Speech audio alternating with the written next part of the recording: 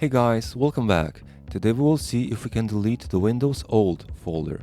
Stay with us and we'll also see how to free up some disk space.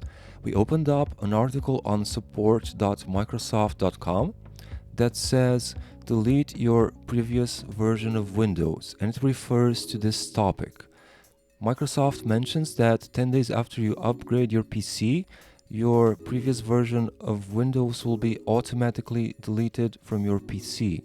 So what the Windows old folder is, it's just the old Windows installation, but it's renamed.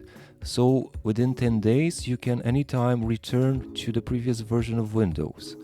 If you have made up your mind or need disk space, you can delete the Windows old folder as well, but this will make it impossible to return to the previous version of Windows.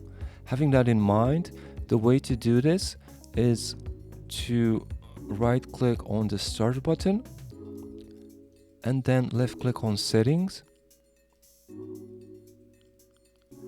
And now just going over here where it says storage and left clicking. And now you want to left click on temporary files. And like Microsoft says, previous version of Windows will appear in the list over here, and you can check the box with a left click and then left click on remove files. This will also remove all the other categories that are checked, so make sure you are okay with that. That's it guys.